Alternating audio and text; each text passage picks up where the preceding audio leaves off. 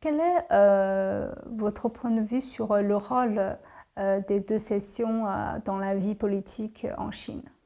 Mais je trouve que le rôle des deux sections dans la vie politique chinoise est important. Parce que déjà, quand vous prenez la session de la conférence consultative du peuple chinois, en dehors du Parlement, qui est l'Assemblée populaire nationale, on donne la possibilité à d'autres partis qui ne sont pas forcément du Parti communiste chinois de donner leur point de vue, mais pas que, également des techniciens dans beaucoup de domaines, dans l'économie, dans les innovations technologiques, également dans la santé, dans bien de domaines, de venir pendant une semaine alors confronter les idées, voir l'exécution du budget de l'année passée, donner leur avis technique par rapport au fait qu'ils représentent également des minorités ethniques.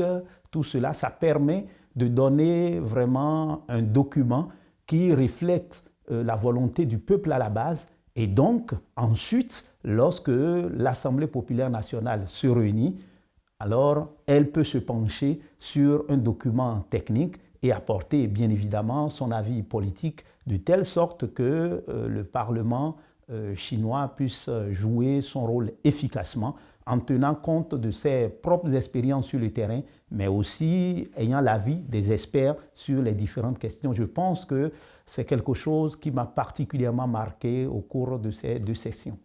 Alors, on constate qu'effectivement, il y a pas mal de propositions à propos de la coopération Chine-Afrique soumises lors des deux sessions de cette année.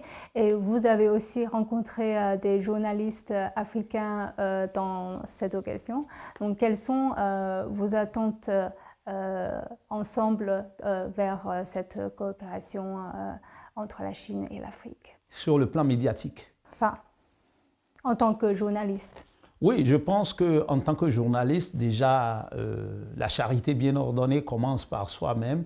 Je pense qu'il y a beaucoup de formations pour renforcer les capacités des journalistes africains et aussi avoir plus de compréhension mutuelle. Je pense que ça se fait davantage, beaucoup plus de coopération entre des médias chinois et des médias africains afin que la Chine soit comprise par l'Afrique et que l'Afrique soit comprise par la Chine, parce qu'il y a ce qui se fait officiellement à travers les autorités, mais il y a également la Chine du peuple et il y a également l'Afrique du peuple. Et cette coopération, les médias jouent un rôle important et c'est pour ça que des partenariats, des renforcements de partenariats entre médias, c'est quelque chose d'essentiel.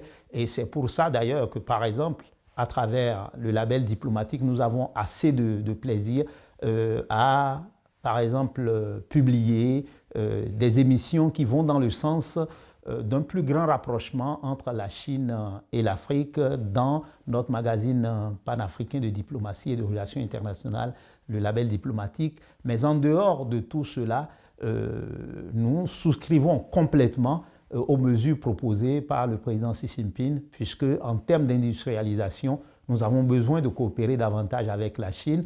En termes d'agro-business, nous avons besoin de coopérer davantage avec la Chine et aussi nous avons besoin d'une plus grande expertise chinoise sur le plan de la formation professionnelle pour qu'il y ait adéquation entre le milieu de la formation et le milieu de l'emploi.